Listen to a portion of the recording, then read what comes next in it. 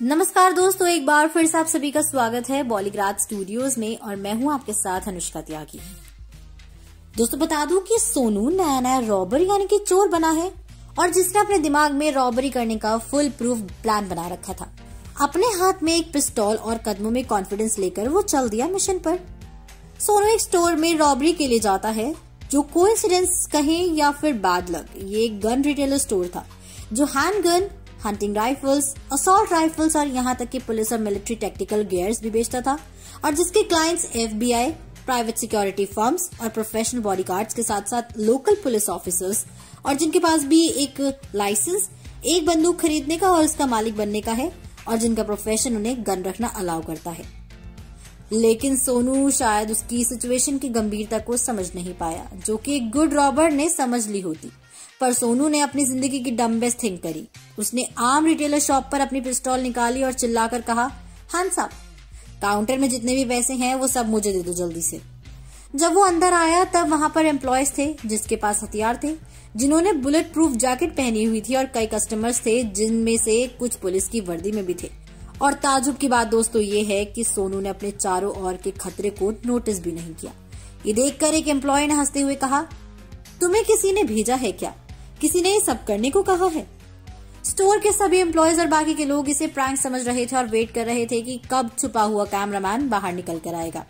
उन्हें लगा कि ये उनके मैनेजर ने कोई शरारत की है, पर बेवकूफ सोनू तब भी बात को नहीं समझ सका और चिल्लाकर बोला, आई एम सीरियस, और अगर तूने मुझे सारा पैसा नहीं दिया तो अच्छा नहीं होगा। और सब लोगों को डराने के लिए उसने अपनी पिस्तौल को छत की ओर हवा में फायर कर दिया और तब भी उसे उन लोगों से कोई रिएक्शन नहीं मिला तो सोनू ने दूसरी बार फायर करने की कोशिश की। लेकिन शायद बैड लक ने उस दिन सोनू की किस्मत में डेरा डाल लिया था, क्योंकि उसकी पिस्तौल में कोई और गोली बची ही नहीं थी। उसकी खाली धमकी पर कस्टमर्स और एम्प्लॉयज पागलों की तरह हंसने लगे। 2 पुलिस ऑफिसर्स और एक दुबली पतली फीमेल एम्प्लॉय ने अपनी गन्स बाहर निकाली और लुटेरे सोनू पर पॉइंट कर दी और उसे जमीन पर लेटने का ऑर्डर दिया। सोनू अपने ऊपर बंदूक तनी हुई देखकर डर गया और चुपचाप नीचे लेट गया। और जब उसे बात समझ में आई तब उसने डरते डरते पुलिस से कहा, क्योंकि मैंने किसी को शूट नहीं किया और मुझे कोई कैश भी नहीं मिला तो क्या मैं भी जा सकता हूँ? तो उसे जवाब में एक बड़ा नहीं सुनने को मिला। सोनू को वहीं पर गिरफ्तार कर लिया गया और उस पर लोकप्रिय television show America's dumbest criminal का एक एपिसोड भी बनाया गया है। कुछ साल बाद जब लुटेरे ने जेल में 4 साल बिताने के बाद उसे रिहा कर दिया गया था, तो बता दें कि जेल से आने के बाद उसने कुछ रेडियो इंटरव्यूज में भाग लिया, कुछ रियलिटी शोज भी किए और कुछ एडवर्टीजमेंट्स भी किए। इसके साथ आपको एक और फनी रॉबरी का किस्सा सुनाते हैं। ये घटना श्री काकुलम के कांची मंडल के जादूपुरी गांव में हुई थी। आंध्र प्रदेश के एक मंदिर में गहने चुराने की फिराक में एक चोर मंदिर से भागते समय दीवार में फंस गया। 30 साल का चोर पप्पू, जिसे शराब की लत लगी थी और शराब के लिए उसे पैसों की जरूरत थी और पैसों के लिए उसने एक इजी वे आउट चोरी करना सोचा। उसके लिए उसने चोरी करने की कोशिश की थी, लेकिन लास्ट में उसकी सारी मेहनत पर पानी फिर गया।